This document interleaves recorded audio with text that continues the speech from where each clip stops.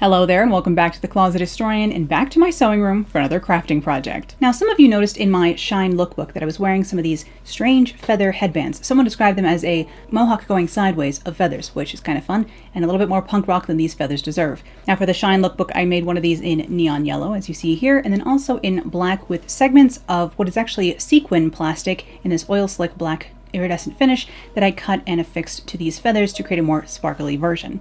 Now I did make these headbands myself and they are incredibly simple to make, very easy DIY today, so hopefully you can forgive me for that, but I'll show you exactly how I put these together. Let's jump on in. Now this isn't an advertisement for the millinery shop Petersham from UK, who carry lots of millinery materials and ribbons and things like that, but all of these materials are from there, so there is that, other than the hot glue gun and thread and stuff. But the feathers are from there, this sequin material is from them. This is actually their striped paper packaging. I'm trying to get that back into. But yeah, these feather mounts is what they're called. You can try searching feather mounts on Etsy or even possibly eBay. You might be able to find things like this. But these ones from Petersham's work perfectly for this. And you'll see just how easy it is because they come already threaded onto these pieces of wire, and you just bend the wire to match the bend of the headband. Also, these headbands are from Petersham's. I'm going to link all the materials for this that you would need for this below. But I just bend the mount to match the curve of the headband and decide like where I want the feathers to be on the headband.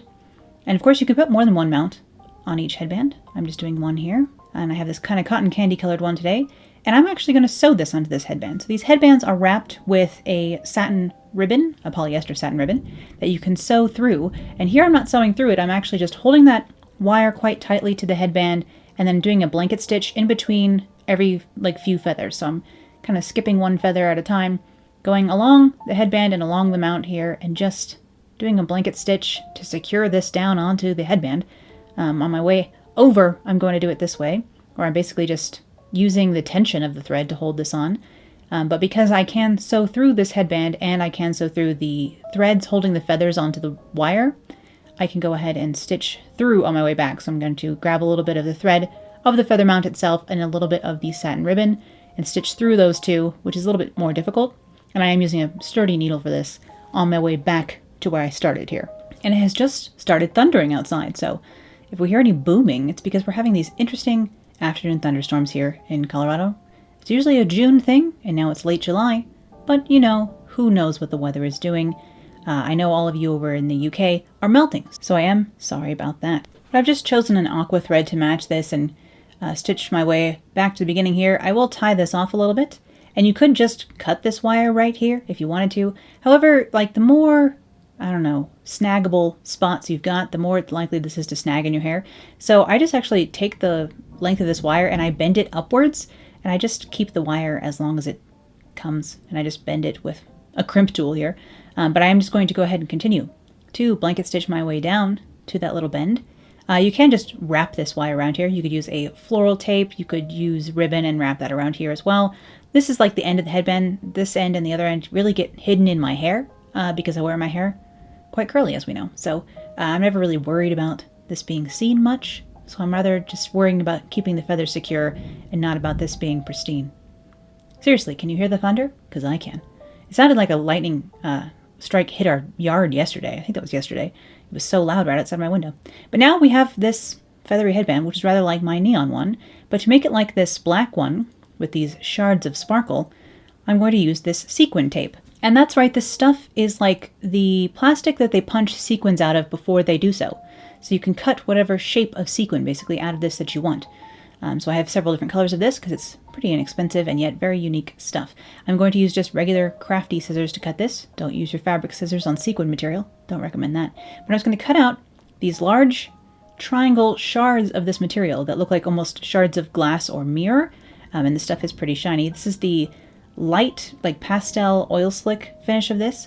In addition to the shards, I like to cut these little strips into kind of four-pointed stars, like little mid-century star diamondy thingies to use on the tops of my feathers later, so I'll show you that. So I'm going to cut a bunch of these shards and a bunch of these little diamonds and try and get as many out of one piece of material as I can before I cut off another piece of material and just keep going. Now this is where having a styrofoam head, like a wig stand kind of head thing like this, sometimes you can find them around Halloween, sometimes at the craft store, sometimes at the party store, comes in really handy for hat making of all kinds, but for this, because I just use cross pins to hold that headband onto the styrofoam, and then I can play with these feathers up here as I wish. And I am using, that's right, everyone's favorite crafty situation, the hot glue gun. A miniature hot glue gun here to glue on these big shards to my feathers. Now, whenever I use hot glue, my goal is to make sure that you cannot tell that I have used hot glue, so I'm using as little glue as possible and really trying not to get those little spider webbies anywhere. Make sure that the glue is invisible. You could use a different glue for this kind of thing. In fact, you could poke holes in this sequin material and use them as big sequins and stitch them on if you wanted to. Although stitching into feathers, oh no, here's our thunder, is not the easiest thing ever. It's thundering and lightning, very, very frightening outside.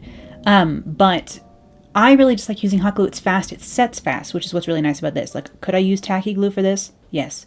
But because hot glue sets so quickly, it really allows me to do this arrangement quite quickly. This almost does feel like flower arranging. I have all my different shards here, and I'm just trying to find ones that fit each feather perfectly. Each feather is unique. Of course, it's an organic material, and some of these shards are a little more curved, some are bigger, some are smaller, because I'm just freehand cutting everything.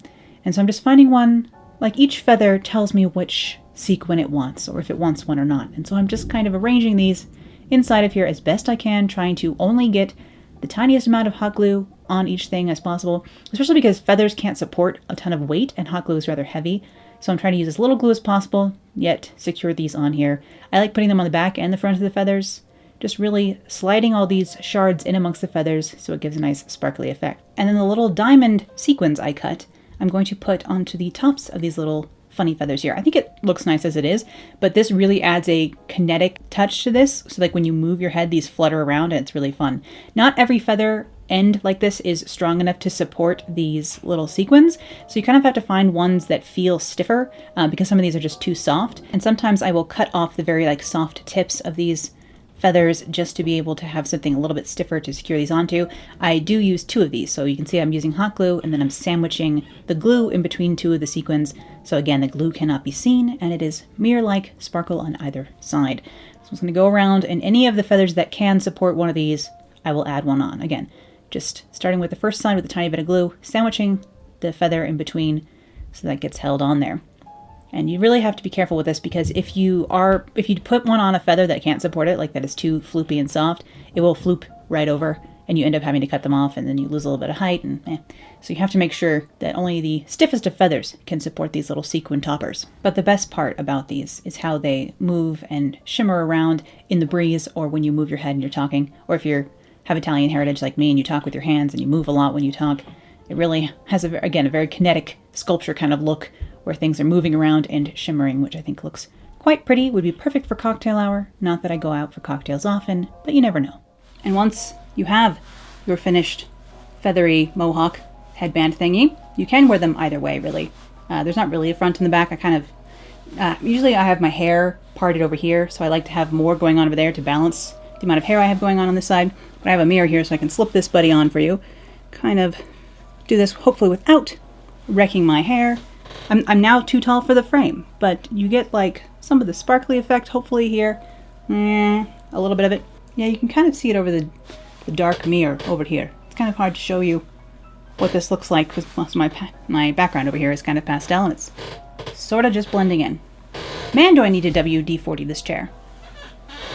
The squeakiest chair ever. Perfect for birthday dinners or like a random Thursday night, you know, maybe wearing to burlesque performances or when performing burlesque performances, which is not my usual jam because I, in fact, actually have no elegance of movement at all and cannot dance, which is a fun fact about me. I do not and cannot dance, sadly enough. But even though this was a simpler project today, I still hope you enjoyed seeing how I put these together. I do have quite a few of them now. I have one that's in black and white feathers as well. That one doesn't have any sparkles. I may add silver or gold, or silver and gold in the future. We'll have to see. And I do have a ivory feather spray that I want to do clear iridescence with sometime, but they are a little bit fiddly to make, so I can only make one every few weeks, otherwise I just get kind of frustrated and burned by all the hot glue. Thank you as always for watching today, and I'll be back here with more vintage fashion, sewing, costuming, and crafting real soon, so I'll see you then. Bye.